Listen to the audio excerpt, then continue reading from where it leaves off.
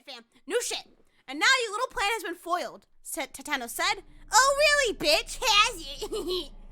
Kano snorted. Has it now? If I really am out far, then all I need to do is eliminate you here and head right into that lab. New shit, fam. Even with her gun raised, she still radiated intimidation. Tateno might have her at gunpoint, but he could feel the threat of her presence like a gathering storm. Eliminate me, he said, doing his best to mask any sign of weakness. You're the one who doesn't have your gun ready. I don't need my gun. And why is that? Because you can't shoot me. What's that supposed to mean? Kanan glared sharply at Tateno. Her look pierced him like a blade. Don't move, he warned. I don't want to pull this trigger if I don't got to, bitch. Okay. It's not that you don't want to pull the trigger. It's that you can't pull that trigger. This line always gets me. You're still traumatized from that time you let your wife's friend die. Or your friend's wife die. Blah. Well, shit, she got me there.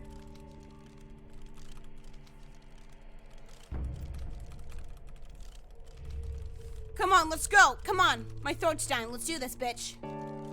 Oh, God. This is a fucking creepy-ass face. I will see this in my nightmares.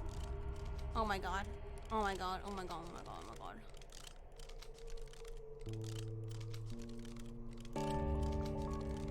You can hardly even stand the thought of pointing your gun at someone. Yep. Katone's final moments flashed through Tateno's mind. Well, fuck. If he hadn't fired back then, maybe Katone would still be alive. I don't know. Your friend's entire life was changed because of you. Why hadn't he tried to talk the culprit down? He knew the reason why, because he loved Katone. He still loved her, even after she became Daisuke's wife. Maybe he shouldn't have given her fucking up in high school.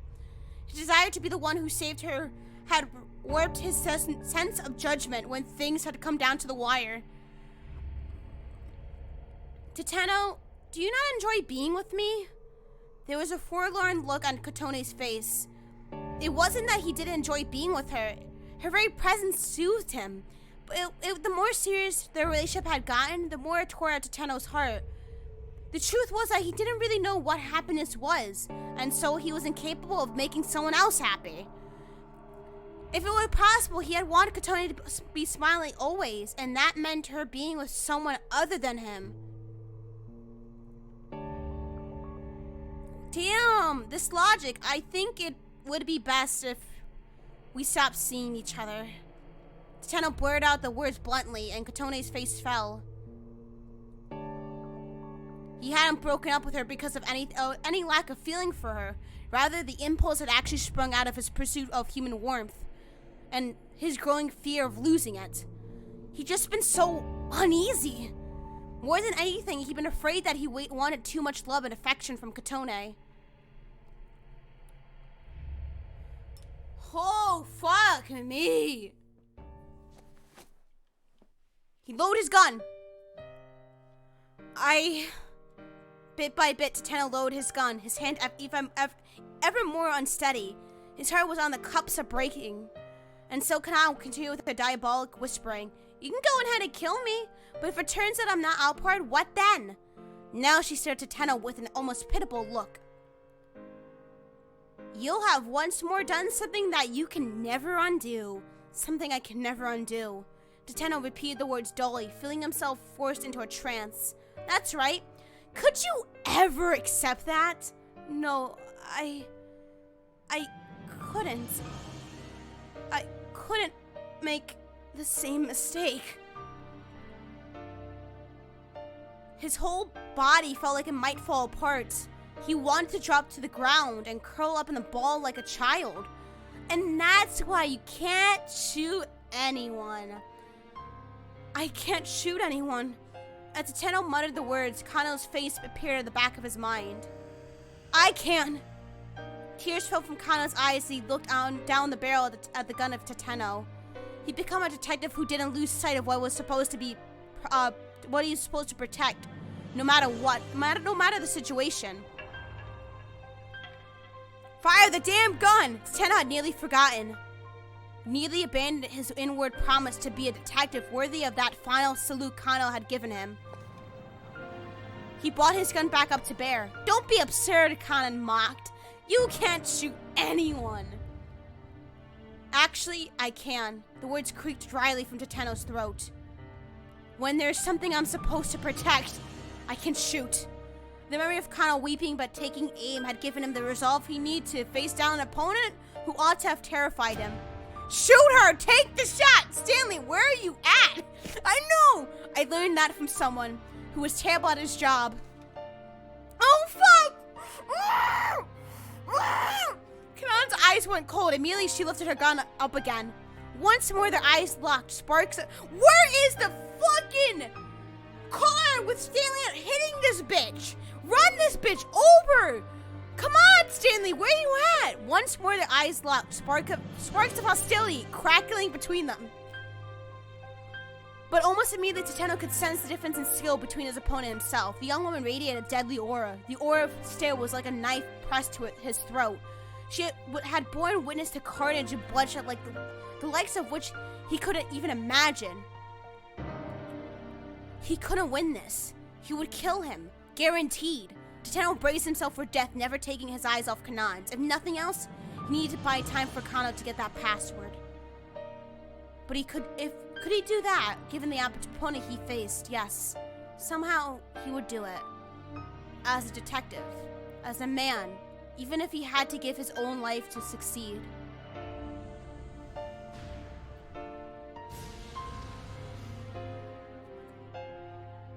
Even if I couldn't come close to making up for the sins he had committed.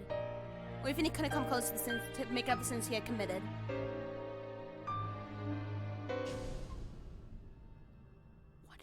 What?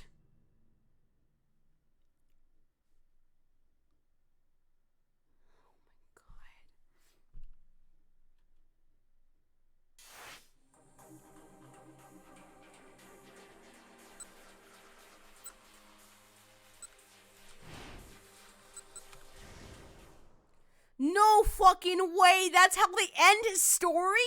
Head desk.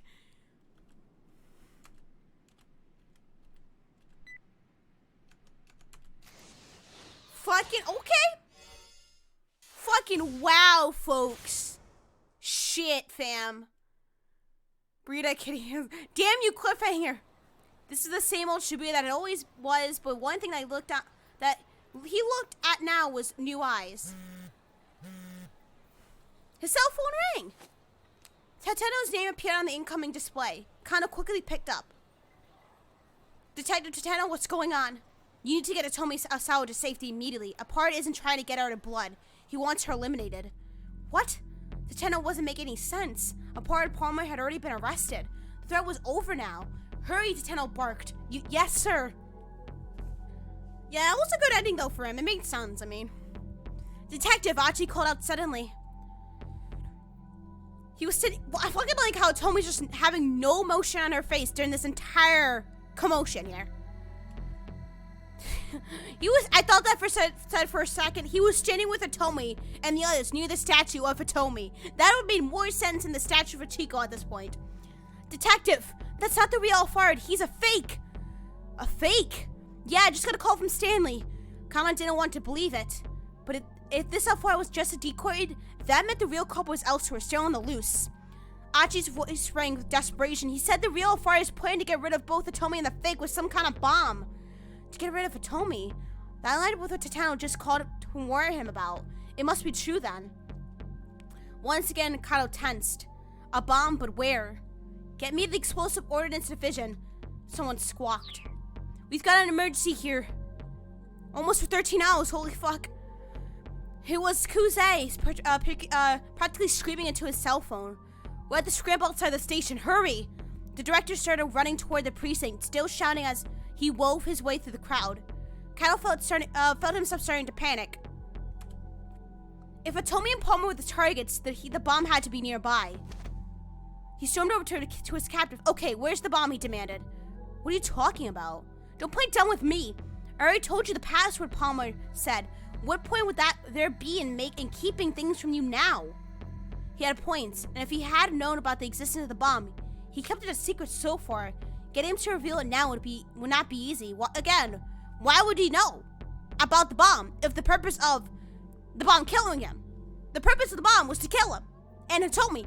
So why would Kanan tell him about it then? Dude wouldn't have made it to the fucking rendezvous point. He took a deep breath and tried to think logically. If he were a fart, what would he do? How can he ensure that he eliminated both the Tomy and the Alfard at the same time? Where would he... Oh, the fake Alfard at the same time. Where would he plant the bomb in order to pull that off?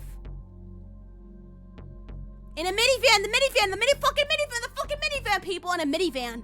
He was going to try the same play all over again. Call that back to the other minivan explosion earlier that afternoon.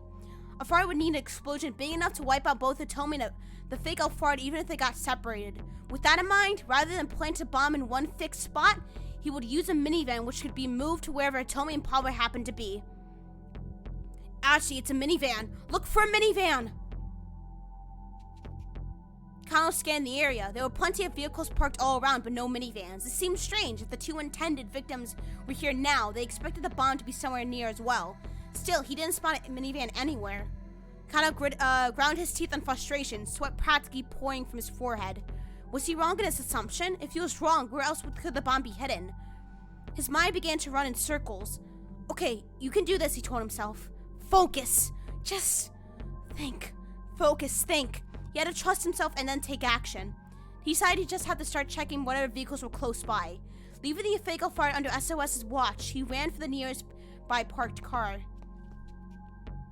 He peered inside the side windows. There didn't appear to be anything suspicious inside. Of course, if the bomb was set in the engine compartment of the trunk, a curiosity check like this would never find it. Oh God, oh God, oh God, folks! Oh God is right! Still, he hurried toward the next car. He had to trust his detective instincts. 13 hours! Holy shit! 13 hours. Here we go. Okay. Maybe, if he couldn't spot the bomb in itself in a vehicle, maybe something else would alert him to its presence. Alfard had a certain criminal signature that kind of would linger. There's nothing abnormal here. No problems here. Not this one either. With each car he checked, Kano's panic rose. About a minute. No, 2 minutes must have passed since he started searching for the bomb. Why not evacuate the area? You know, good question. That's logic right there, though, anime lover. Already more than 15 had passed since Palmer had appeared on the scene. The detonation could have come at any moment now. Kano felt like he might crumble under the weight of fear. It might already be too late. He felt utterly defeated, and then he saw it. There it fucking is, a small boxy minivan. It was racing right toward him. That was it. No autoplay, bitch.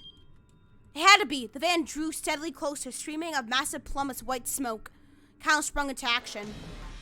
Stop! Stop that vehicle! Stop, bitch, with the autoplay. Shit. He rushed right into the minivan's path, bracing himself to stop with his own body if necessary. The driver's compartment was filled with white smoke and making it almost impossible for him to see who was driving. How could the fucking driver see? Oh my God! The van might be unmanned. Stop, Kano shouted again. He knew it probably was pointless, but he had to try.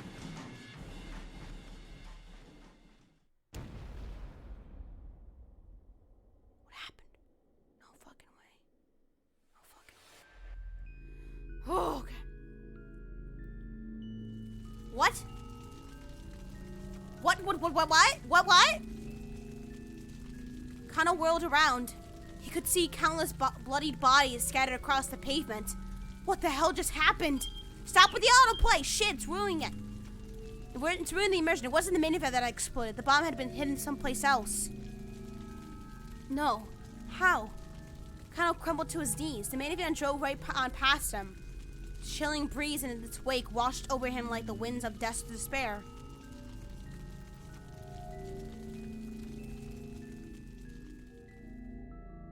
So it wasn't the fucking minivan. The bomb explodes, number 70. It's the building? I don't think it's the...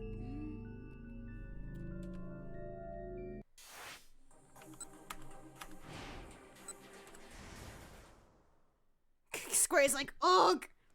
Oh my God.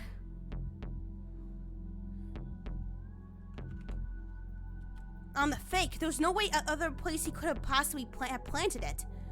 Kano began to pat Palmer down carefully. Achi, he shouted, check the case, hurry! He gestured to the attaché case Palmer had been carrying. Don't move. Kano searched through his captive's jacket and the pockets of his pants, but he came up with nothing. Perhaps Alfaro had fitted the bomb into the man's watch or belt? Well, wait, was it one of the, vials? Bruh. I don't think it was, nah. Stop this, I'm not carrying a bomb, shut your mouth. But Kano couldn't spot anything suspicious about the watch or the belt either. He clenched his jaw in frustration. Did Palmer really not have it all? After all, detective! It was Achi, he looked alarmed. Kano hurried over, dragging Palmer alongside. When he looked inside the attaché case, Palmer's face went pale. No, it can't be. Alfaro, why? His voice was hoarse with betrayal. Then he abruptly broke into his stilted laugh. Trusting someone really does make you blind. Such a simple, childish ruse, and it went right under my nose. Palmer looked over at Kano. We need to get out of here immediately, he said. That's right, there is C4, a high-yield plastic explosive used by the military. And that's enough to blow this whole area to smithereens. A chill ran up Kano's spine. Do not let this man go, he said, handing Palmer over to Susumu. Got it, leave it to us. Susumu signaled to his followers, who immediately dumped Palmer unceremoniously onto the ground.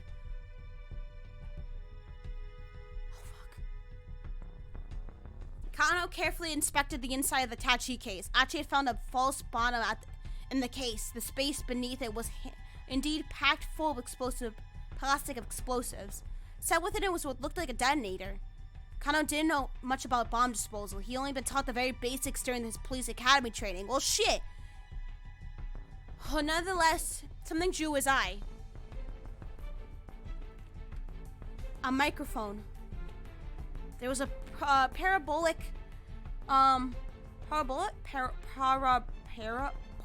microphone attached to the detonator. Unlikely the detonator had been set to go off in response to some sort of sound. Hey, detective, is that thing gonna explode or not? Aji's voice was shaky. It looks like it's sound activated, but it hasn't gone off just from having people talking nearby. That means it must be set to explode in response to a specific sound trigger. A specific sound, huh? Aji took a moment to think. That's it! It must be Atomi's ringtone. That's why Stanley had me power her cell phone off. So that means we're safe then? No, bitch! It's not going to explode anymore, right? Kind of had to fight back any feeling of relief. They couldn't forget that this was how far they were dealing with. Assuming they were safe would be a dangerous mistake. Carefully lifting up the detonator, Kano spotted another cable connected to the bomb. Oh, fuck. As calmly as he could, he tried to remove the plastic explosive from the attaché case. 3 minutes. He quickly discovered that the thinly stretched sheet of plastic explosive was only an intermediate layer, concealing a second false bottom. I told you it was the blue wire like 5 hours ago, but still. There's not just a sound trigger. Kano's mouth had gone dry. His voice came out as a whisper. The bomb has also been fitted with a countdown timer. Stanley had been right on the mark. The ringtone of Tomi's cell phone would have triggered the explosion. That way Alfaro could eliminate both her and his stooge Palmer at the same time. But just in case the sound trigger were discovered, as a backup, the bomb had also been rigged to explode after a set time. Kano speed dialed his boss. Director Kuze, where's that bomb squad? 1 minute and 51 seconds. 1 minute 50. Oh my god, oh my god. Didn't we just have 3 minutes? Kano scanned the air, weighing his options. He noticed Aji standing right beside the bomb case. Aji called out, leave that thing and get out of here. But Aji didn't move. No way. He sat down, the attaché cradle in his arms. Aji, what the hell are you doing? I'm not going anywhere until everyone's made it to safety. Don't be a martyr! Detective, you need to get these people somewhere safe right away. Clear the area first, then I'll go. But there's no way I can do that. Damn it, you want to save these people too? Kano bit his lower lip in frustration. Achi was right. If the bomb went off amidst a crowd like this, there was no telling how many casualties there'll be. He needs to do whatever he could as quickly as possible. Get back! Everyone get back! Archie shouted at the top of his lungs. There's a bomb! Everyone get out of here! Just run! Following his lead, Kano started directing nearby citizens to safety. Tomi, Susumi, and the others added their voices to his. There's a bomb! Everyone run! As fast as you can! Please! You all have to get out of here! Don't be a hero. Kristen, go to bed. It's 1:30 in the morning. Listen, Becca! I can't! I have to finish this game. I fucking promised people I would. On the contrary, some people hurried closer to see what the commotion was about. Fucking dumb shits. I told you there was a bomb. There was no use. They were out of time. Kano had to save Archie at least. He turned back to him and called out, Archie, that's enough. Leave the bomb and let's go. Oh my god. Archie, Tomi shouted, come on. No fucking way. But Archie only clutched the bomb more tightly. What are you doing? Kano screamed. Come on with us. Hurry. Archie was still not moved. Susuma's face went pale. Wait. Archie, your leg. What about my leg? Earlier, when you kicked that steel pipe. What the heck? Finally, Kano understood. It wasn't that Archie didn't want to move. He couldn't move. No! Shook. I'm shooketh. And so he decided to get all heroic and use himself as a human shield to minimize the impact of the explosion on everybody else. I don't know everybody else. That idiot, Kano muttered. If his leg was busted, why didn't he say so? How did he even make it this far? God, where fuck? If Kano rushed to help him now, he might not make it to safety before the bomb went off.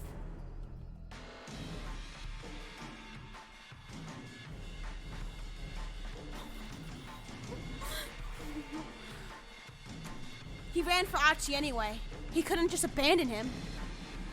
Archie was being an idiot. He wanted to sacrifice himself for the greater good, but Kano wasn't going to let him do that. To have someone else be your shield, to help them to have them up and give their life for yours, Archie just had no idea how hard that would be on the people he left behind, even if he did save their lives. It was until he's capable of comprehending that Kano wasn't going to just let this kid die. He reached Archie in a matter of moments and grabbed him by the shoulder hard. Let go of the case now, but Archie reflexively punched lower. What the hell were you doing, man? Why'd you come back here? Just come with me. We have to get out of here. Look, you need to run. I can't move. Oh, you've got to be kidding me. Kano squatted down and looked at Archie right in the eye. Okay, you can't move on your own, so I'm going to help you move. Unless you want to kill me too, you better cooperate. Damn it. Don't be a fool, man. Come on. All this fucking arguing could be used to, like, getting you out of here. Wasting no time, Kano pulled the case away, then slipped an arm around Archie's side. 5 seconds! Oh my god, oh my god, oh my god. They needed to get as far away as possible in the few seconds they had. Kano didn't know how the big explosion was going to be. Palmer said it would be enough to blow the whole area to smithereens, though. And there would have been true terror in his voice when he said it. Or then been true terror. They just need to keep moving, running as far as they would take them. Archie, Tomi shrieked. Oh my god, oh my god, oh my god.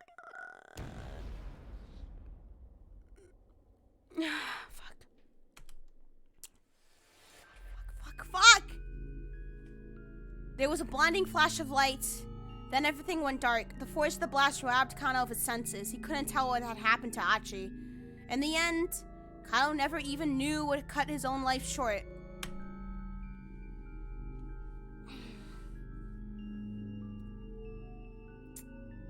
Oh my god! Fuck you, game. Oh, okay. Okay. Damn it! Oh my god, fuck. How are we still getting bad ends? The fucking bomb, I swear to god. It's the bomb, man. People being stupid, people trying to be heroic and everything, it's stupid. Oh my god. Oh my god. Why is the only person with working self-preservation in the middle of dying? Maria is, if no one knew, yeah. Well, okay, I don't know what the hell is happening, to be honest. Oh my god, Becca, it's so fucking hard to explain. There's so much has happened. Where could that bomb have been in there? Where's the case? The case! I don't know what's happening either. And Burrito has been here most of the time. Then his eyes happened to light on the attache case the decoy had discarded. Could it be? No sooner had the suspicions been aroused than he had heard Kano call out to him. No. Archie, check the case. Hurry! Oh Oh my god. He opened up the Tachi case and searched the interior. Ah, that's fucking lies right there. Stop it. There was nothing that looked remotely like a bomb. Well, we all know it's a fucking lie. Damn it. He had to find the explosive, and soon. He took another hard look at the case. I'll flip it over. But he was about to throw it as he heard a faint metallic sound. Quickly, he lowered the case again. What the fuck? I didn't say throw it, I said flip it over, bitch. He was hearing the noise had come from inside. Once more, he opened the case and looked inside. But he still saw nothing of note. He tossed the medical equipment aside and slowly tilted the case from side to side. Although it looked empty, there was a distinct sound of something metal sliding back and forth. Hold on, could it be? Couldn't be. Then who? Oh, there's the bomb! There's the motherfucking bomb! White clay and shit, we all know the second. There's a sound trigger, then there's an actual countdown. Okay, here we go. She's like, oh no, I've been betrayed. That's a C4. This place will explode to smithereens.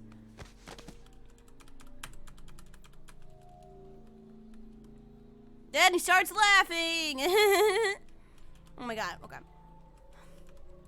Okay. I get it. I motherfucking get it. Okay. I just want to get to the choice where I'm just like, I gotta be a hero. Oh my god, fuck. Oh, who's DMing me? Hello? Who's DMing me on Twitter? Hello? Hello? Smithereens.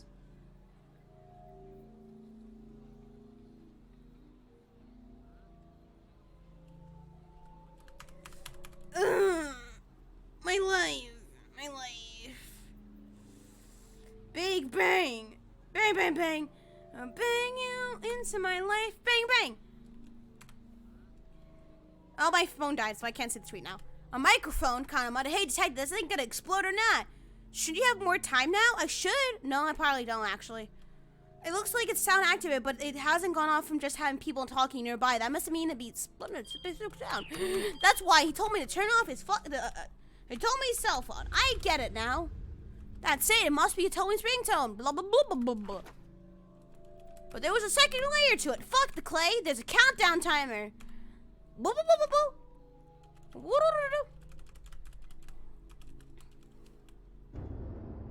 Dun-dun-dun. There's a timer. There's not just a sound trigger. Oh, God. 3 minutes and 13 seconds. There's not enough more time. It's still the same amount of time. Okay. Director Kuze, where's that bomb squad? While Kano made a desperate call to the police, Achi picked up the Hitachi case and peered inside. The digital time was steadily ticking down in seconds. Oh, this is the seconds? Oh, okay.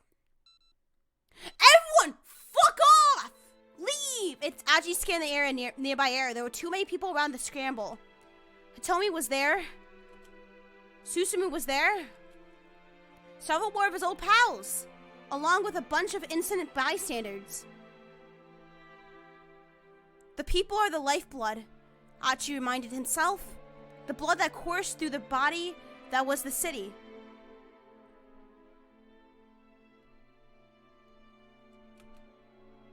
We had just realized, at all the times that a bomb went off when Hitomi was outside, does that mean Pong was following her? I have no clue. Like cells, they brought to life the city he has so loved. And Achi wanted to be one of the red, or was it white? Blood cells in Shibuya. Fucking white, you idiot! White! Achi kind of called out, leave that thing, get out of here. No way! Achi sat down, cradling the case in his arms. I can't stop this? Achi, what the hell are you fucking doing? I'm not going anywhere until everyone's made it to safety. Detective, you need to get these people someplace safe right away. Clear the area first, then I'll go. But there's no way I can do that. Damn it, don't you want to save these people? Achi snapped. Kano bit his lower lip. Tomi wrapped her arms around Achi from behind. Achi, don't do this. Tomi, you need to get out of here too. Why? Why are you acting so crazy? Tears blurred her words, and he could feel her trembling against him. Fuck, man. Archie deserves the happy ending the most. Yeah, his sister's in the fucking hospital for a weak heart. He lost his mom. His dad's an asshole. And now, like, the only happiness that really came into his life is he's gonna lose her because he's like, I'm gonna be martyr. Just get away as far as you can. No, I'm not leaving you. After the day they spent together, Archie knew full well that telling Hitomi something once wasn't going to get her to listen. The stat's stubbornness was one of the many things that made her so amazing in his eyes. Hitomi, Archie claps one of her hands tightly. Please, this is the one favor I will ever ask of you. Oh my god. His voice came out oddly soft and gentle.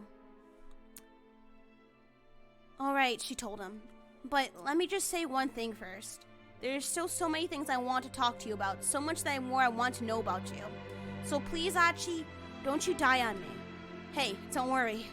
Once everyone's made it to safety, I'll clear out of here right away. Go!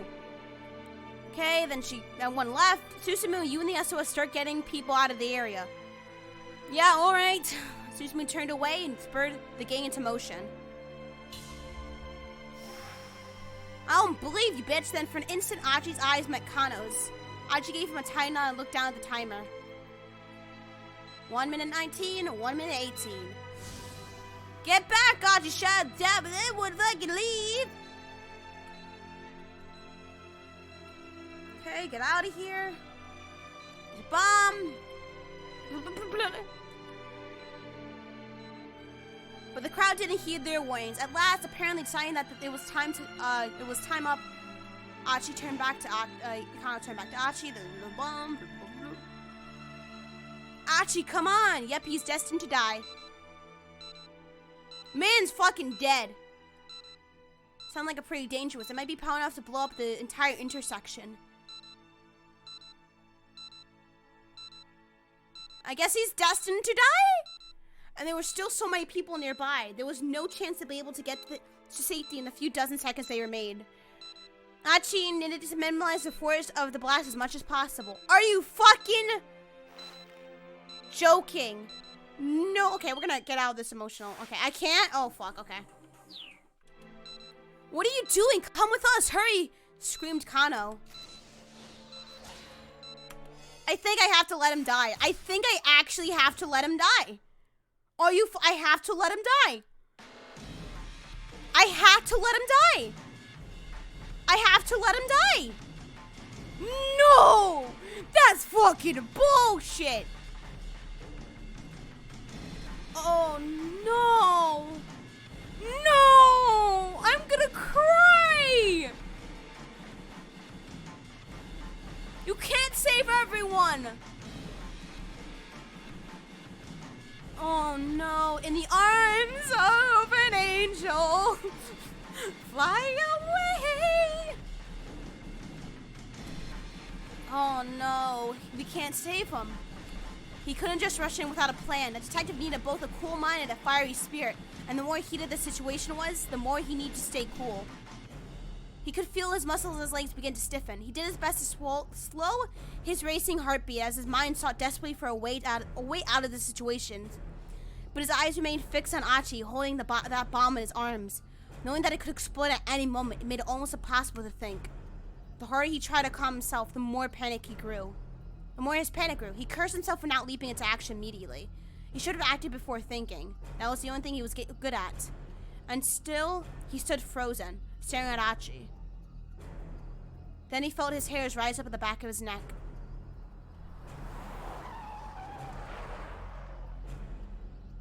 There's the van. The van teetered to a stop along the shoulder of the road. Still, the smoke spilled out, rolling from a partially open window. Kano could feel a strange chill in the air. Is that? Instinctively, he rushed over toward it. What the fuck? Oh, dry ice! He's living! It's dry ice! Peering through the minivan's window, he saw a clunky, box-shaped device in the back. It was rumbling fiercely, spitting out an unending amount of white clumps. A dry ice machine. Hey, Kyle banging louder on the door. Open up! By freezing a bomb that used an electronic activation trigger, it was possible to kill the battery cell and deactivate the detonator. Oh my god. Achi is going to be the boy that lived. Yes, boys, yes. Dry ice is gonna work, bitches. There were 3 men inside the vehicle. Kano shouted at one of the driver, I need to borrow that. Are you serious, huh? Oh god, no way you haven't even paid this thing off yet. There's no time to explain or negotiate. Kyle was just gonna have to take it by force. Oh, Mikino! Ah! What? What? No way! Yes! Hold it right there! Minorikawa! Another man appeared suddenly in front of the vehicle. The pushy fellow Kano had run into at the scene of the explosion. You guys are with that Wandered Angels theater trope, yeah? And they had the broken ice machine that couldn't stop producing the dry ice. You. Pointing guy, yes. I never been happier to see him in my life. He pointed at the dry ice machine. That thing's defective. The guy from the electronics store said he would refund your deposit. Huh? For real? Yeah, he told me to tell you that the machine has been recalled. We'll bring it back for you. So hurry up and open that door. Okay. Yes, yes, yes, get the mini. Oh my god, oh my god, oh my god. Happy ending for everyone. Here, hurry up and take it, he shouted. Minorikawa. Right, thanks. Kano wasn't sure what was going on, but he took the machine and ran, pushing it ahead of him across the pavement. Our savior, MVP Minorikawa. Who would have thought we ever would have said those words? Minorikawa is the homie. Achi Tomi wailed, tears in her eyes. The detective blew right past her, trailing a billowing plum of white smoke in his wake. Please let me make it in time. Please let me make it in time. Please let me make it in time. Kyle let loose a wild yell. He ran as fast as his legs would take him toward Achi and the bomb.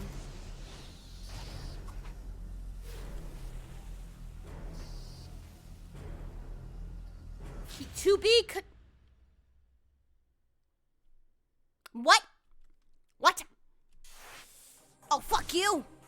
Come on. Oh my god, how many to be continued are we gonna fucking get, people? Are you serious? I'm not stopping until I finish this fucking game, people. Oh my god, okay. Okay, come on, come on, come on, come on, come on, come on, come on, come on, come on, come on, come on, come on, Nani! I'm fucking so Nani right now. Okay, come on, come on, come on, come on, come on, come on, come on, come on, come on. I'm so sorry, Suzune. It looks like I won't be able to keep visiting you in the hospital anymore. You'll forgive me though, right? I stuck it through to the end just like you told me to.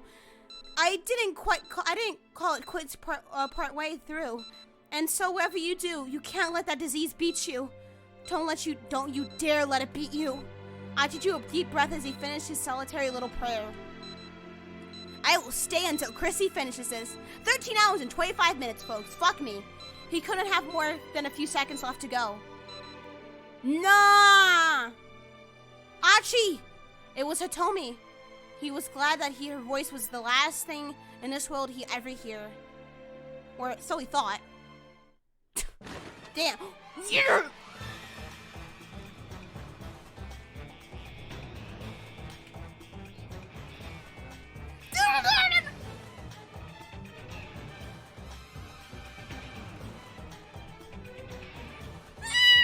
Yes! Someone clip this moment, please!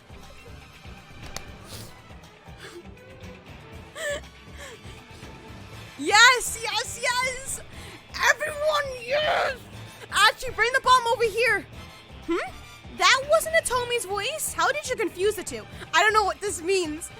I've only been through an hour of this journey, but I am hyped. Yes, Cerise Wolf! I'm sorry, Becca, you don't know what any of this means. We just need to get the bomb into the dry ice so then the bomb would stop. The body would die. But Chrissy is happy, so that must be good. Oh my god. Someone clip that. Someone please clip me just. Oh my god. God damn it, poor Katie. I wish she was here. Detective flipped open the machine's cover to reveal a huge amount of dry ice. Stick it in here. Flash freezing for the time it ought to stop it. It is worth the hype, trust me. Achi did as he was told, shoving the attaché case into the dry ice, going, more dry ice, stop it. Let's hope that's enough. Come on! Kano exclaimed. He looked like a man desperate for a miracle. They could see the timer displayed through the gate and the frozen hydrogen still counting down. Come on! It's gonna stop in a motherfucking one. We know this trope. Was this not going to work? It's gonna stop in a motherfucking one. It's gonna stop in a motherfucking one. We all fucking know it here. Achin kind of held their breaths. Don't be too big. Fuck you! Oh my god. Fuck! Are you fucking kidding me? Here we go. Here we go. One last person. One last motherfucking person to go. We have one person. Is the to be continued not good? No, it's good. We've just been getting so many to be continues. It means that we reached a good ending, basically. They're on the right path. I just screamed IRL. Okay, come on, yeah. Arrest. Okay, we're. If I don't get my revenge, what would Frank think? Okay, we said this already, and killing Alphonse would bring his brother back, although he could see now the revenge was an absurd goal. Yeah. Okay. Deep shit. Okay.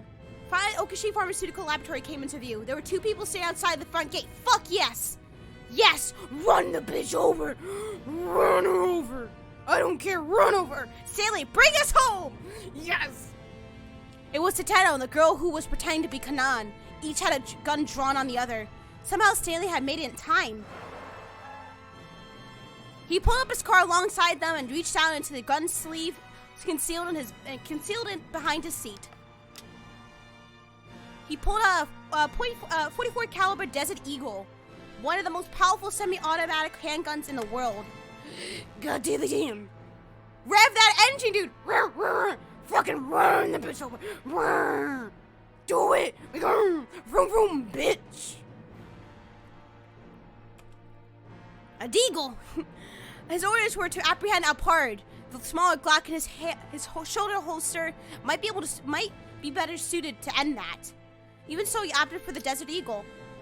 Fucking oh shit! Desert Eagle, motherfucker! Getting out of the car, he started pacing toward the young woman. Stanley, Tateno glanced over at him, his face pale. Stanley gave a silent nod in reply. You could see the hint of smile on the girl's face, probably a smile of overconfidence. Well, her brazenness would get her no further. I got in touch with the others, Stanley said. Told them to turn off Atomi's cell phone. You could see that her eyes react. I imagine that by now they also managed to deal with the bomb you planted on your decoy. The young woman remained silent. And of course, they've managed to bypass the lock inside the lab. You know what this means? Your little plan has failed. Completely. Stanley could see the girl's stare sharpen. He chased Alpahon all around the world only to arrive here, at last, in this little island nation. It had been a long, long journey, and he spent a long time suffering. Fucking same! This is it! Now both the journey and the suffering would be over.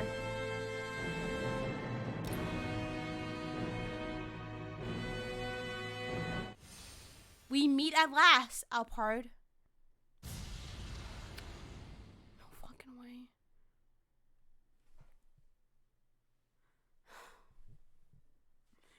Oh my god. Pop the capita! This is it. No, they robbed us. Wait, what? What? What? What? What? What? What? What? What? What? What? Whoa! Oh my god, guys! Guys, is this it? Kanan's friend. Oh, fuck this bitch.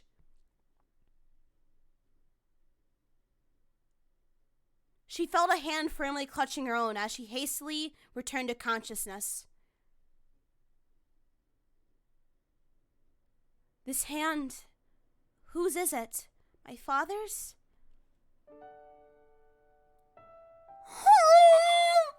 I need you, Dad! I need you, Dad!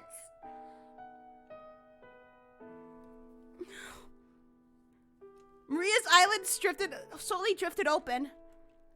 Maria, you're all right now. Her father was indeed beside her, holding her hand. A surprising warmth radiated from his slender, bony palm.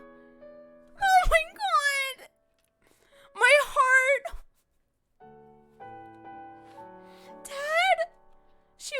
the sofa. She craned her neck to look around, still trying to process what was going on. Oh my god. There were several monitors set up around the room. Where are we? At my laboratory. You were infected with a virus. But I gave you the antiviral. You don't have anything to worry about. He squeezed Maria's hand even more tightly. That hurts. Ah, right, sorry. Osawa eased up the pressure on his daughter's hand, but he didn't let go entirely. This feels so strange, Maria muttered, staring up at the ceiling. I wonder why. What does? Having you hold my hand. I used to hold your hand like this when we go on walks together. When you were little. Now he can finally apologize. I doubt you remember that, though. Maria considered. It was true. She didn't have any clear memory of her father holding her hand like this. And yet the touch of her father's palm felt distantly familiar. Gently, she squeezed back. It's been a while, hasn't it? She said. I mean, me looking at you in the eye while I'm talking to you. That's only because I didn't look you in the eye. Osawa hung his head. I'm so sorry, he said. Please forgive me. He's apologizing.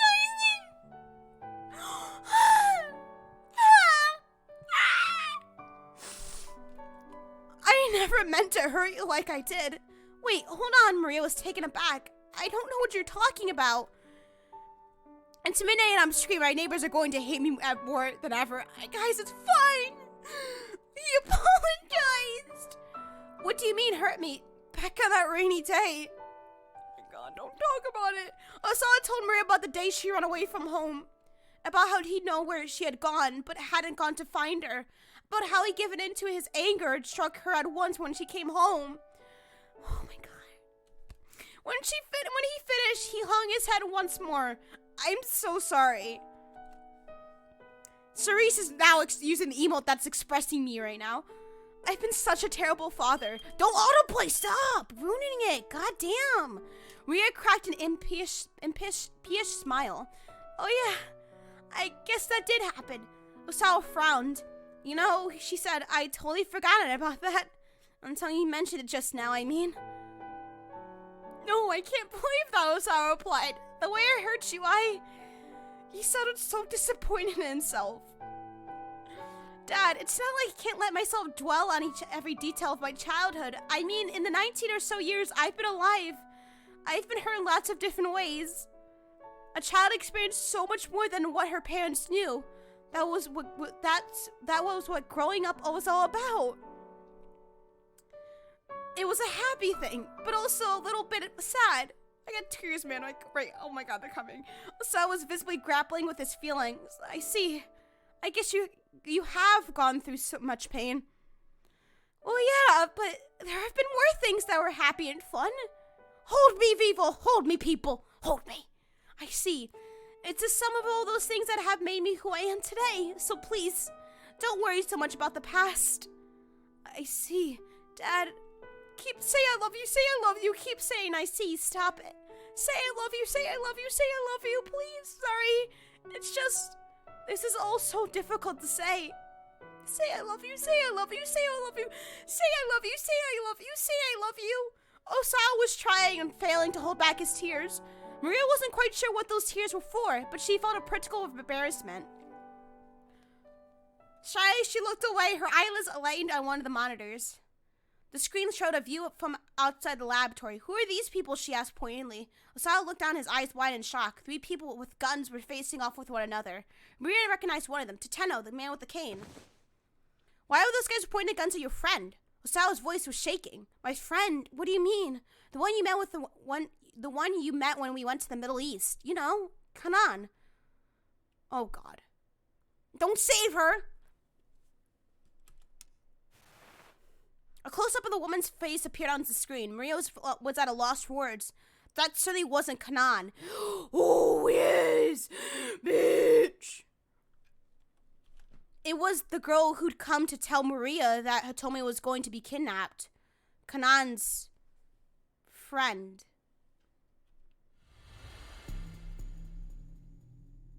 It had happened 3 days earlier.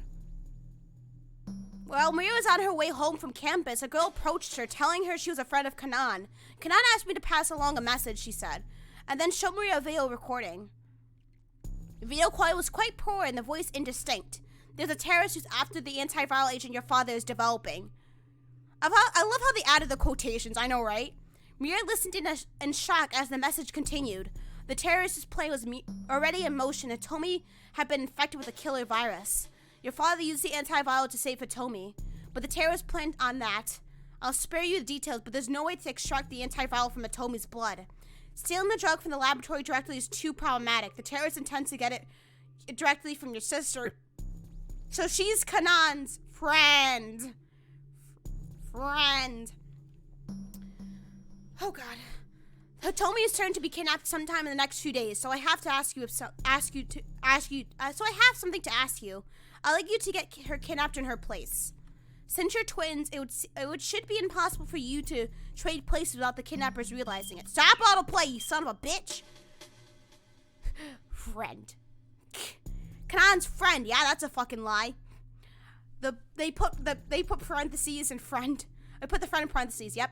I give the girl who's passing along this a necklace outfitted with a small GPS beacon. Make sure you wear the necklace. Switch it on and allow me to keep the tabs on your location. She's just some random hoe. Exactly. I promise I'll come and rescue you. Please help me. This is the only way we can keep the antiviral and Hitomi safe. Whatever, bitch. Fuck Kanan's friend. Exactly. The video ended. The girl handed Maria a necklace with an ornate pendant and showed her the hidden switch on the back. Kanan's coming to Japan, Maria asked. She's already here. She's ready to risk her life for this mission. Risk her life? Maria started uneasily. So this terrorist who's after the antiviral drug, is it Alpard? The girl looked shocked. You know about Alpard? Kanan told me that taking down Alpard is a purpose in life, but Alpard has ties to the CIA, so it's hard for Kanan to get any good leads. That's true, which reminds me, you should have this. Oh no, what a fucking liar! The girl held out a photograph. This man is dangerous. Stay away from him. He's an ally of Alpard. What a fucking lie. Alright, the girl said. I passed along everything Kanan wanted me to tell you. What you do next is up to you. What a fucking bitch. You're a fucking liar. You stupid asshole. Fucking go die in a fire, please. Alpha lies about Stanley? Yep. So wait, what the heck has been happening since while I've been asleep? What a sneaky bitch. That's how we quoted from the ferocity on her daughter's face. That Kanan girl thought of a way to save you. He wanted to explain the plan to get the antiviral out of the lockdown laboratory. Once again, Maria stared at the monitor. As she eyed Kanan's friend, another memory from before she blacked out drifted into the surface. Oh! Oh, shit! Suddenly it dawned on Maria what this girl was planning. She pretended to be Kanan in order to get into the lab, she said, scowling at the image on the monitor. Why are you always lying? Why the fuck you lying? Fucking lying ass bitch hoe. Oh, she got a good look at her. She did. Osawa looked at the screen and then at his daughter's face. Well, then who in the world is she? Maria already had the answer. There was no doubt about it. That girl was Alpard. The instant she realized this, she knew they were in danger. If Alpard managed to infiltrate the lab, there was no way she'd be satisfied with simply getting her hands on the antiviral. Yeah, boy. Yeah, boy. She sowed ruin everywhere she went. Is something wrong? Osawa asked uneasily. Maria, what is it? Maria's mind went racing. She spoke to her thoughts out loud. She's going to kill you so the drug can't be recreated. No, that's not thorough enough. She's going to destroy this whole facility. But how? Vague possibilities tumbled through her mind, but she couldn't possibly be sure what the terrorists might be planning.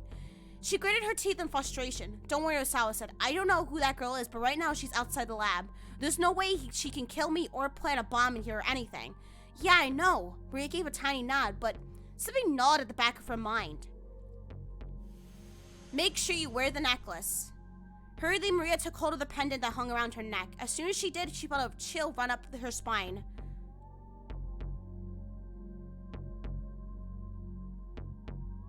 She went back over the details of Alpard's plan as her father had explained it. And then finally she understood. I've got it. Yo, she fucking got it? Osawa straightened up. You've got what? I need to get out with where those three are. Don't be absurd. I have to go.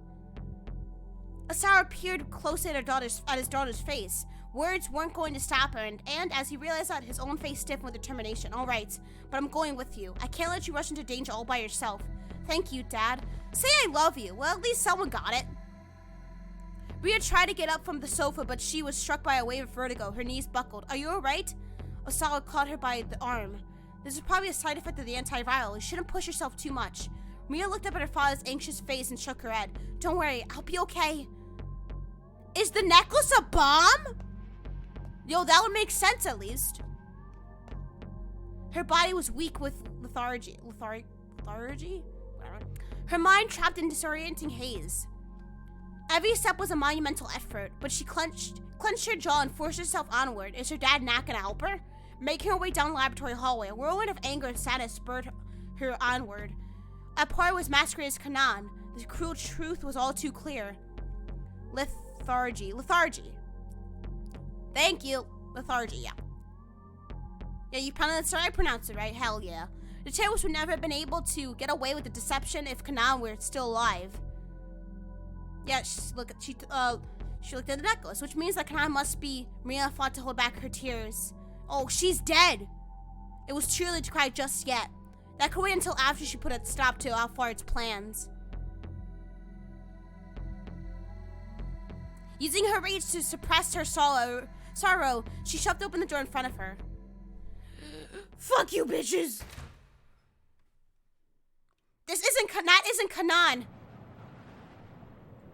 Ria's voice exploded into the silence of the standoff.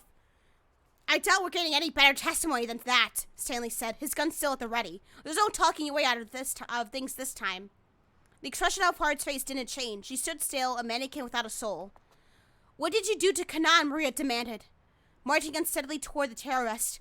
Maria, stay back, Osawa exclaimed. She ignored him. Hey, don't get any closer, Tateno barked. He looked exhausted, on the verge of collapse. Answer me, Maria cried, still advancing. What happened to Kanan? But still Alphard said nothing. Stanley too began edging toward her. It doesn't matter what you ask, he said. She won't tell you anything. Bit by bit, he inched closer.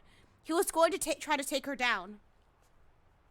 Let me turn your question around, Alphard said abruptly. What do you think?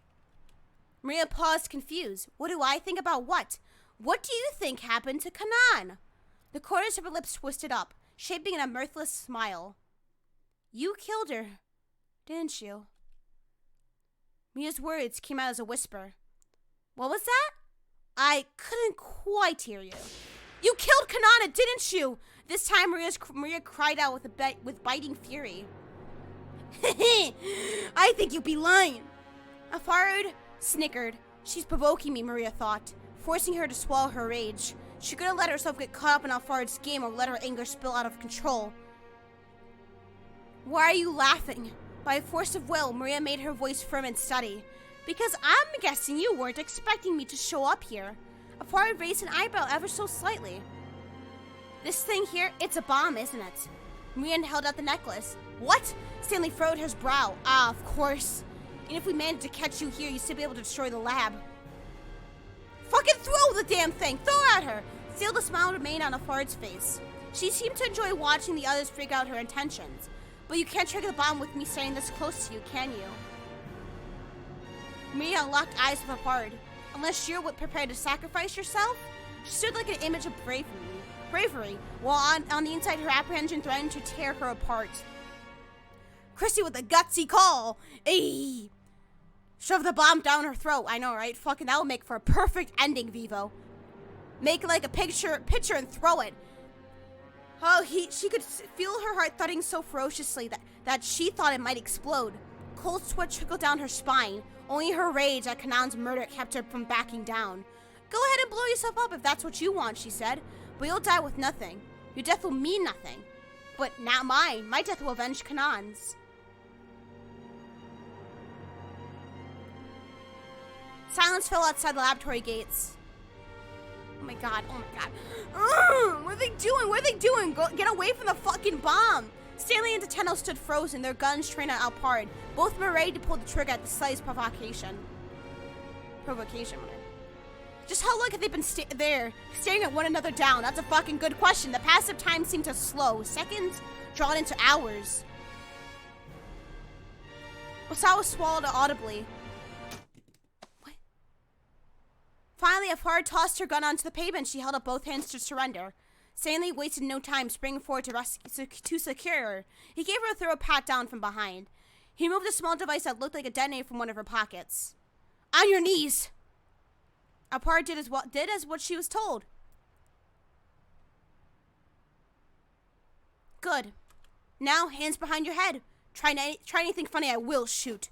With that hand, Alpard placed her hands on the back of her head, fingers laced together. What are you playing at? Stanley growled disdainfully. Finally realized you can only push your luck so far. She responded with a faint snicker. It's not my policy to resist when things are hopeless. Her tone was detached, her intentions unreadable. Good. That'll make this easy. Stanley kept the barrel of his gun pointed at Alpard's head. This is for my brother. No, you can't do it. The words hung in his throat unspoken. A surge of emotion coursed through him. Just a tiny bit more pressure from his index finger, and he could put a bullet right through Alpard's head. His long journey would finally reach its conclusion. But although he had wished for this moment more than anything, his finger did not move. If he pulled the trigger now, what would that truly be? Would that truly be the end? His mind reeled at the implications. It's a trap! Tateno watched Stanley closely, eventually letting a tiny sigh of relief. They were in this together, after all. Now they just needed to be careful not to let their guard down. He kept one eye on Alpard as he went to pick up the gun she'd discarded, but he was too late. The gun was gone. This is for Kanan.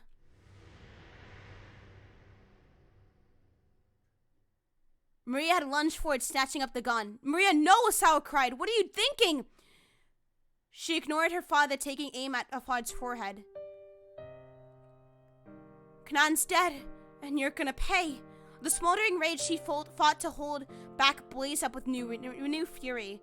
Maria, Stanley calmly said, put down the gun. He had nothing but words to stop her. There was no telling what Alpard might do if he took his gun off of her. What will this accomplish, he asked, keeping his tone as level as possible. Do it, kid! Maria's face remained awash with anger. Maria, her father pleaded, please don't do this. Tateno took a step forward. Go on, hand me the gun, he said. Stay back! Maria's arm trembled as she aimed the gun. Everyone stood frozen, not even daring to breathe. The slightest wrong move might bring disaster. The silence roared. This is what she wants! I don't care, Alpard sneered. If you want to shoot, then shoot. You do want to avenge Kanan, don't you? Yes, I do. Maria tightened her grip on the gun. Memories of her friend drifted through her mind. To Maria, her born into peace, meeting Kanan had been like touching a world beyond her own, a far more complicated world. Kanan had blood on her hands from the time she was a little girl, a walking contradiction of cruelty and childishness.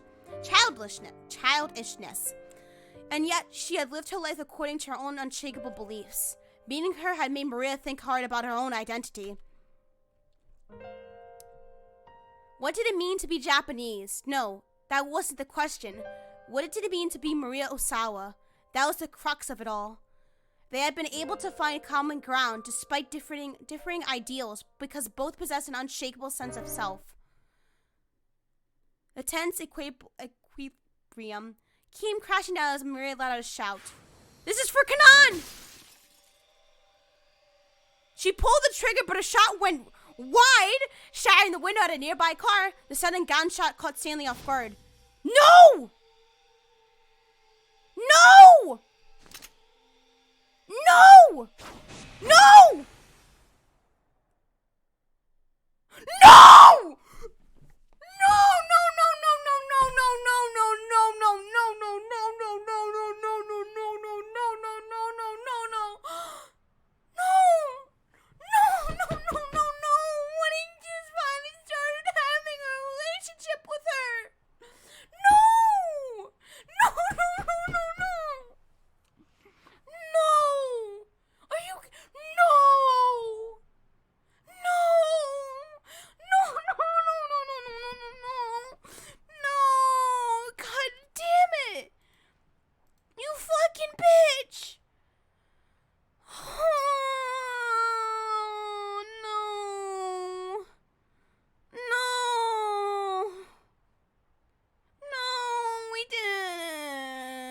we doing it?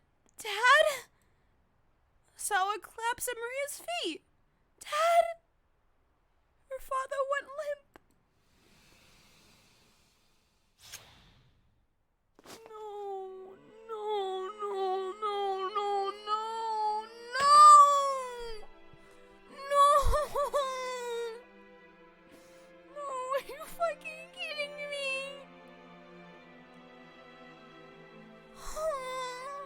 I'm fucking done. Stanley dived outward. He grabbed a hold of her right wrist, the one clutching the gun, and slammed her head hard against the pavement. No, he cared so much about his daughter. He sacrificed his life. Fuck.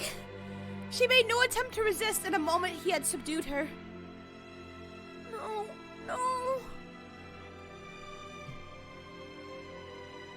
Oh, I'm sorry, I'm crying. I'm almost there, man. Maria, you're not hurt, are you? No, come on, save him. Osawa croaked feebly as his daughter gathered him up in his arms. If he says, I love you, I'm fucking losing. I'm fine, but Dad, you're... What was gushing through Osawa's shirt? Maria pressed her hand against the wound, but the bleeding wouldn't stop. Look, just hurry. Get in as fast as you can. Please. Tateno was on his cell phone calling for an ambulance. I know there is a traffic jam. Just figure something out. Please. His voice was ragged with desperation. Dad, hang in there. Orange tears streamed from Maria's eyes. So, this is what it's like. Saw lay with his head in his daughter's lap, struggling to rasp out his words. My body just reacted before I had any time to think. I finally understand what a virus must feel like. His eyes were hollow. I never told you Hitomi, did I? About what started my fascination with virus research. Dad, try not to talk right now. Oh my god. Maria squeezed her father's hand. Almost imperceptibly, he squeezed back. It probably isn't very interesting, sorry, he said, but I'd like for you both to hear it anyway. I know, and we will. After this, I promise we will. Maria's words brought out a contented smile to Osawa's face. I'm glad. So glad. It's alright, just don't talk right now.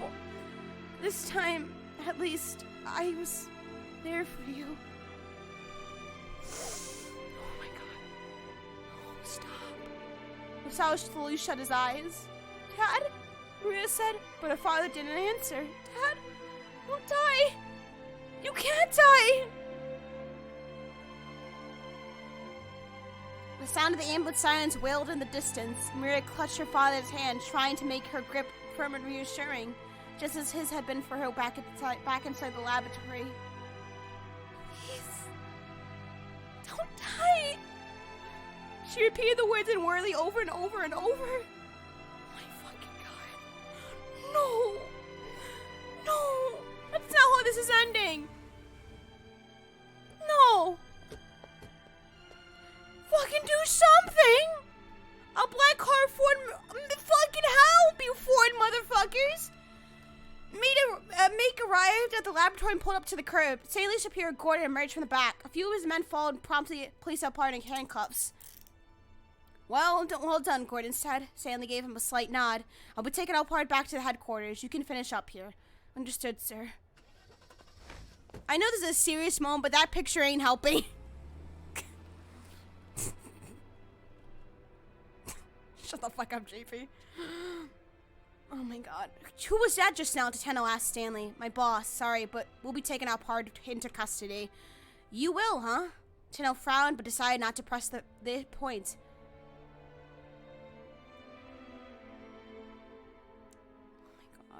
The ambulance arrived at last and Osawa was loaded inside. Maria remained at his side, still weeping, still softly calling out to him. He could sense her there, though her voice sounded awfully far away. Come on, get him to the hospital, Is this the end then? He thought he was vaguely aware that he was dying, but he was not afraid. No. At the far of the hazy tunnel, he could see Maria. My, had she grown. He had grown so very much. If he were an organism that multiplied by dividing itself, he would die knowing that he had left his best selves behind. He'd only wish now that Maria and Atome would go on to lead happy lives. Save him! His vision was growing steadily more dim. Stop! No! Tiny motes of light flicking away freely before his eyes. It looked a lot like the very first time he had ever appeared through a microscope, and that was enough for him.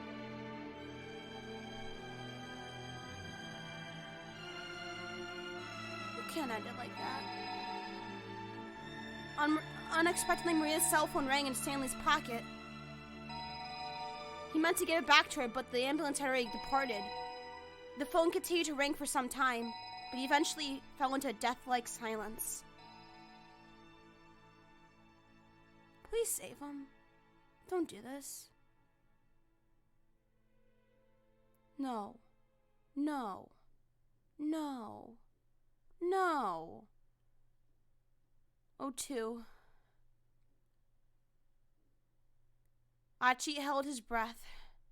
He could no longer feel the seconds ticking by. The numbers on this. I'm fucking too depressed now. Oh my god. Yo, I'm crying, bro. Oh my god. The numbers on the display were changing more and more slowly, but he watched in fear. Oh, 2 seconds. It was impossible not to fixate on the countdown. Guys, we have been live for fucking 14 hours now. Holy fucking shit. Oh, 2. Fucking 14 hours, holy fuck. Kano Achi continued to stare at the timer.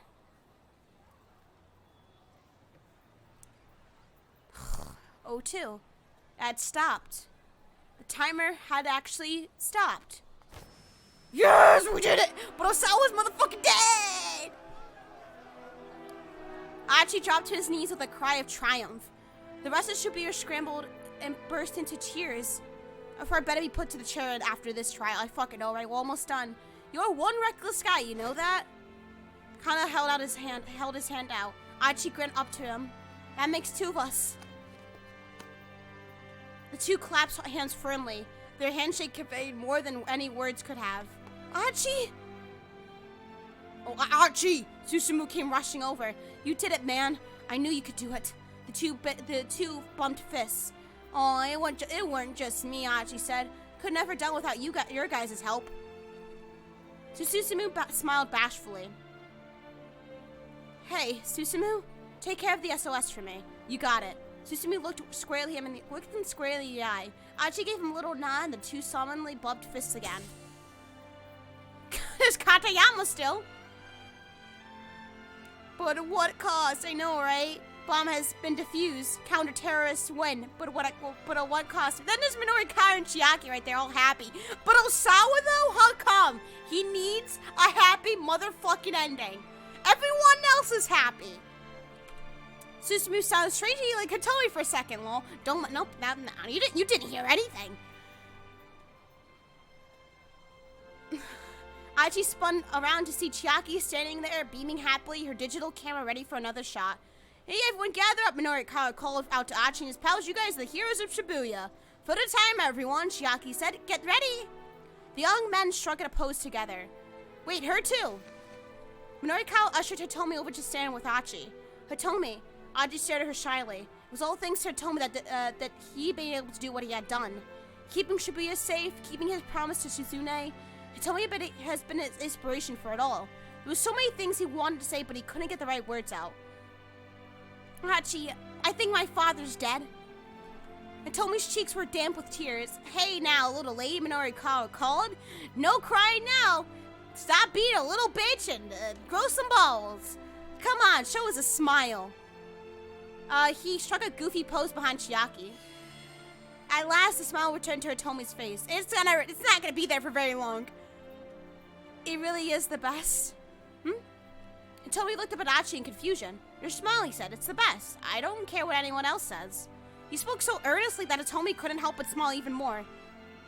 Okay, here we go, people. Get your best faces on. At Minori Kawa's signal, everyone let out a joyous victory cry. Who's the guy in the back? Where's okay, whatever. on, guys, Susumu Shadow. Let's lift Achi up to where everyone else can see him. The members of SOS let out another roar. Huh? No, you don't gotta do that, guys. Hey, cut it out. But Achi had already been swallowed by the enthusiastic throng. Heave-ho! That he fucking collapses on his head. Who's the guy in the back? I don't fucking know. Dude's photobombing. There in the middle of the scramble, Achi was being hailed as a hero. Kano looked down with a satisfied smile. What they had achieved together was nothing less than a miracle. It had taken a lot of luck and more than a few coincidences for them to stop the bomb. Coincidences? Wait. Now they know it was a bomb because what he said was nobody run. Because what he said said run, nobody ran. Coincidence? Kano muttered to himself. No, that wasn't right. This was something different altogether. Fate. That's what it was. And not just one person's fate. The destinies of several people had collided. One of them fucking died for it. Gathering momentum until coincidence became inevitability, and Shibuya was saved. But Osawa! The vacuous crowd tossed Achi high into the air again and again. And as plainclothes detective, Kano would probably never be showered with adulation quite like that. Well, that was alright. A detective's duty was to ensure the safety of the people. He didn't put his life on the line so that he could be a hero. Just seeing all those smiles, that was good enough for him. Learn to speak, Christy. I've been streaming for 14 hours. It's probably like 2 o'clock in the morning or 3 o'clock in the morning. I cannot speak, okay? Kano only needed the approval of one person. That was Ryumi. Ryumi, I hope she managed to get out of Shibuya safe. Suddenly worried, Kano pulled out his cell phone. There was a whole bunch of things he wanted to tell her. He couldn't share the whole story. Police rules wouldn't allow it, but he wanted to let her know how much as he could. We don't know if he's dead yet. That the kidnapping case had been resolved safely, for instance. That he learned about the tortured past of the detective he so admired. That his partner was going to pull through. That he managed to finally talk to her father. That he put his life on the line to save Shibuya from danger. What about motherfucking Osawa? Ryumi would listen quietly to the very end, and then Kano thought he knew just what she'd say. Short and sweet, in that gentle voice of hers. Good job.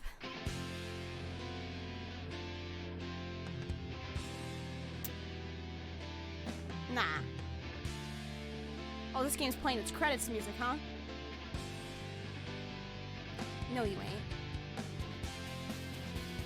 Okay. I'm waiting. I'm waiting. That can't be it. Nah.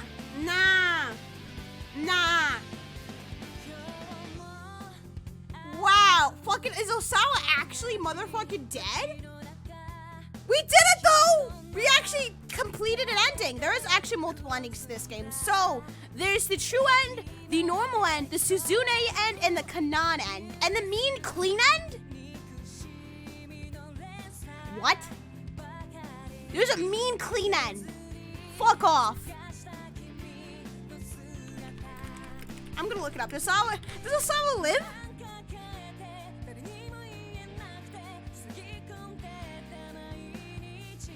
Oh my god.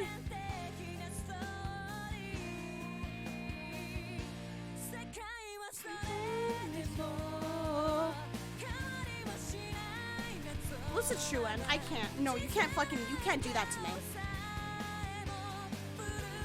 You can't do that to me, folks. You fucking can't. What's the true end here?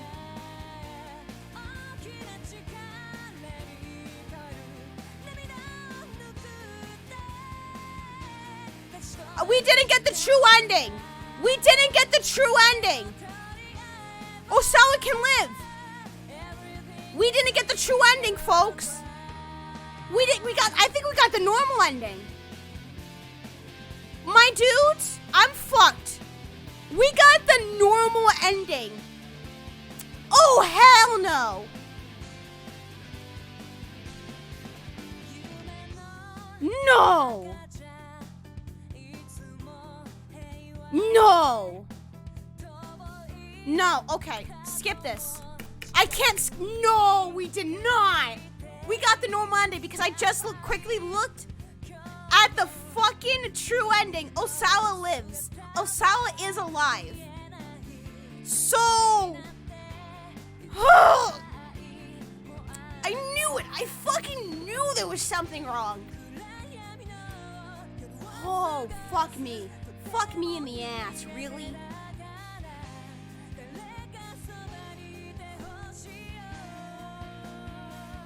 I think we have to do normal. Okay. Hopefully we can continue where we started from. Holy fuck. So what? No, we're gonna get that motherfucking true ending. You guys think I'm playing? Nah, I'm not satisfied. We're not gonna, I don't think we have to start over the entire game. I think we can just continue from that one point. We did all that just to get the normal ending. Fucking yep. I think no matter what, you get the normal ending, and then you get the true ending. But yo, boys, we're gonna get that true motherfucking ending. I ain't fucking waiting for shit. We didn't get that true ending, Burrito. We didn't get it. Yes, get that true ending. Yeah, we're gonna fucking do it, man. I'm not happy, man. We are getting that motherfucking true ending. I am fucking determined as shit. I am a dedicated motherfucking bitch. I am driven to get that true ending right now.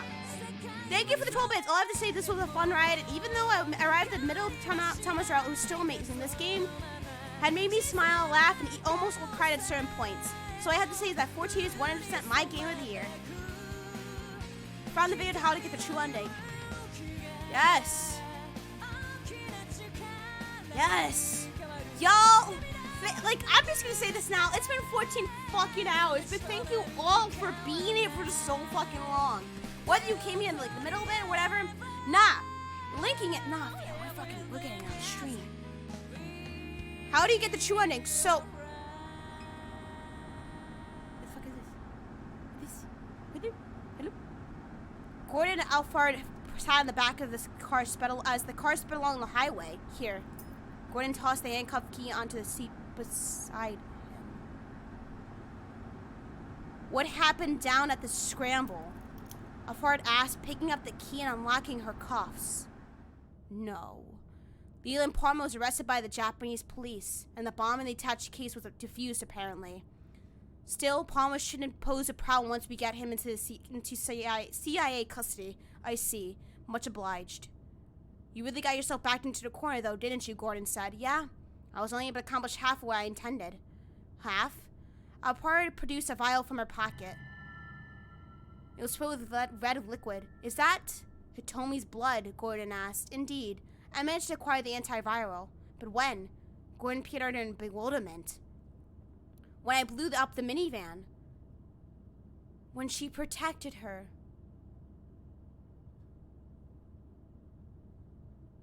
In the dim light of the vehicle, Alpard's eyes shone darkly, like those of a wounded animal. Extracting the blood from Hitomi while she was unconscious had been a simple matter. Saving the girl's life had been more than just a means of ensuring her trust. Alpard had been looking for the right moment to carry out the extraction. Total secrecy was essential.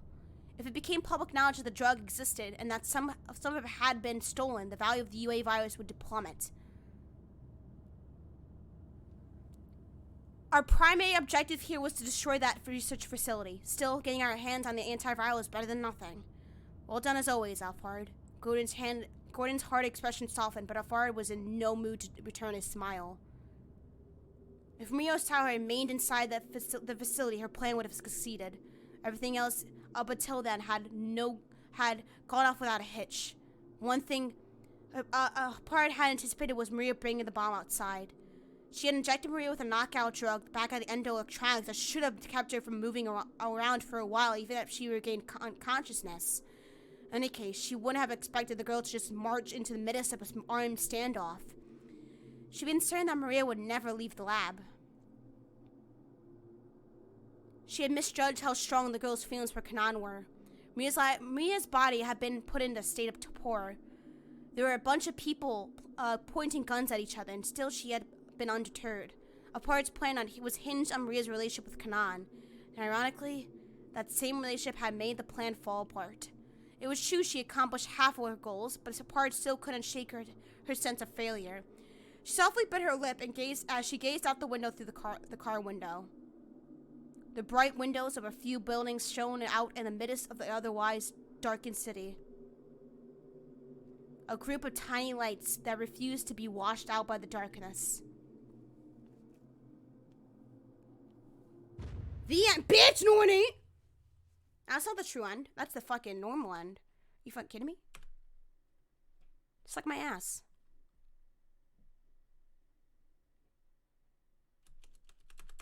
Okay. Hello? Hello? Hello? Game, don't do this to me. Bonus content added to the fucking screen. The end. No, it ain't the fucking the end. Previews added to the fucking bonus screen. I don't care about pop quizzes. Now, what we doing here, fam? Bonus content. What? Look at all that bonus content. Pop quiz. Nah.